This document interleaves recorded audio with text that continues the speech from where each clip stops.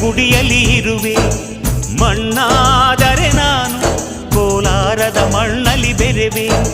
ಮರವಾದರೆ ನಾನು ಚಾಮುಂಡಿಗೆ ನೆರಳಾಗಿರುವೆ. ಮಗುವಾದರೆ ನಾನು ಕಾವೇರಿಯ ಮಡಿಲಲ್ಲಿ ನಗುವೆ.